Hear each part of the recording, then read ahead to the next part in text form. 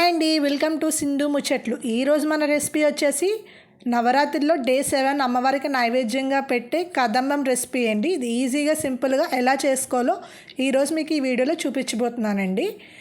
చాలా easy process అండి. ముందుగా ఒక కుక్కర్ తీసుకొని ఒక గ్లాస్ బియ్యానికి హాఫ్ గ్లాస్ కందిపప్పు వేసుకొని ఒక హాఫ్ అన్ అవర్ నానబెట్టాలండి. చూడండి నానిపోయాయి. ఇప్పుడు ఒక గ్లాస్ బియ్యం తీసుకున్నాం కదా, 5 గ్లాసులు వాటర్ తీసుకోవాలండి. తీసుకొని కొంచెం అందులో ఒక స్పూన్ పసుపు కూడా యాడ్ చేసుకొని మూత పెట్టుకొని 5 విజిల్స్ వచ్చినంత వరకు ఉడకనివ్వాలండి. 5 విజిల్స్ పెట్టానండి నేను. నెక్స్ట్ అండి నేను వెజిటేబుల్స్ కట్ చేసుకున్నాను.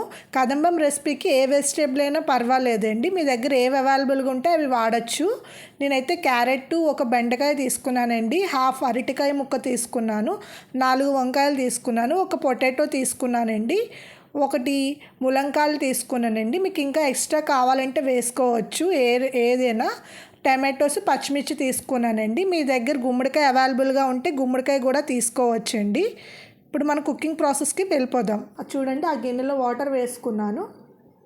వాటర్ బాగా మరిగాక ఒక్కొక్కటిగా మనం వెజిటేబుల్స్ కట్ చేసుకుని వెజిటేబుల్స్ కూడా యాడ్ చేస్తూ ఉండాలండి. ఇందులో మనం ప్రసాదం కదండి, ఆనియన్ వేసుకోకూడదు. ప్రసాదం కాకుండా నార్మల్గా లంచ్ బాక్సెస్ చేసుకున్నట్టయితే మీరు ఆనియన్ కూడా యాడ్ చేసుకోవచ్చండి.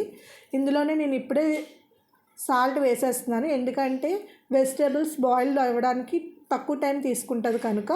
కారం కూడా వేసుకుంటున్నానండి. నేను తీసుకున్న వాటికి 2 స్పూన్లు ఉప్పు, 2 స్పూన్లు కారం సరిపోతుంది. చూడండి, బాగా మిక్స్ చేసుకున్నాం కదా. మిక్స్ చేసుకొని మూత పెట్టుకొని ఒక 10 నుంచి 15 మినిట్స్ ఉడకబెట్టుకోవాలండి. వేరొక గిన్నెలో ఒక నిమ్మకాయ సైజ్ అంతా చింతపండు తీసుకొని నానబెట్టుకోవాలండి. చూడండి, ముక్కలు ఉడికిపోతున్నాయి కదా, 60% ఉడికిపోయండి.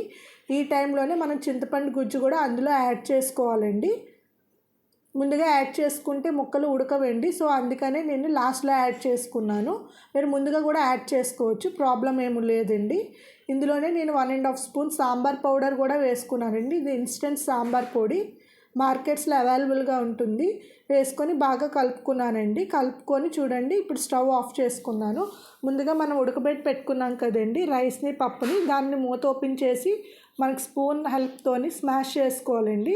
స్మాష్ అయ్యాక మనకి వెజిటేబుల్స్ కూడా అందులో యాడ్ చేసుకొని స్టవ్ వెలిగించుకొని ఇది కొంచెం దగ్గర పడినంత వరకు బాయిల్ చేయాలండి. చూడండి, ఇది కొద్ది లూజ్ టెక్స్చర్లో ఉంది కదా, సో అందుకని ఒక 5 నుంచి 10 మినిట్స్ పడుతుందండి ఇది కొంచెం దగ్గర పడడానికి. అప్పుడు నేను ఒక 2 స్పూన్స్ బెల్లం కూడా యాడ్ చేసుకున్నాను. టేస్ట్ అయితే చాలా బాగా వస్తుందండి. రసంలో అయినా సాంబార్లో అయినా ఇలాంటి రెసిపీస్లో మీరు బెల్లం యాడ్ చేసుకోవడం వల్ల రెసిపీ మాత్రం టేస్ట్ చాలా బాగుంటుందండి. చూడండి, వేసుకున్నాను కదా, అది కొంచెం 5 నుంచి 10 మినిట్స్ బాయిల్ అవ్వడానికి టైం పడుతుంది. ఇప్పుడు పక్కన ఒక కడాయి తీసుకొని ఒక 4 నుంచి 5 స్పూన్లు ఆయిల్ తీసుకున్నానండి. అందులో ఆవాలు, జీలకర్ర, మినపప్పు, శనగపప్పు వేసుకున్నాను. అవి బాగా ఫ్రై అయినంత వరకు వేపుకోవాలండి. అందులోనే 5 నుంచి 6 ఎండుమిర్చి కూడా వేసుకొని అవి కూడా గోల్డెన్ బ్రౌన్ వచ్చినంత వరకు ఫ్రై చేయాలి. ఇప్పుడు 2 రెమ్మలు కరివేపాకు కూడా యాడ్ చేసుకొని నేను బాగా ఫ్రై చేశానండి. కరివేపాకు వేగినంత వరకు వేగాయి కదండి. మీకు ఇంగువ ఉంటే ఇంగువ కూడా యాడ్ చేసుకోవచ్చు. ఒక 5 మినిట్స్ బాగా ఉడకనివ్వాలండి. అప్పుడు తాలింపు మొత్తం ఫ్లేవర్ అంతా అన్నానికి పడుతుంది. ఇంకంతేనండి, స్టవ్ ఆఫ్ చేసేసుకోవడమేనండి.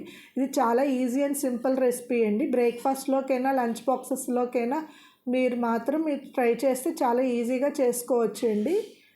ఇంకెందుకు లేట్, మీరు కూడా ట్రై చేసి ఎలా వచ్చిందో కామెంట్ బాక్స్లో కామెంట్ చేయండి. Please like, share, subscribe my channel.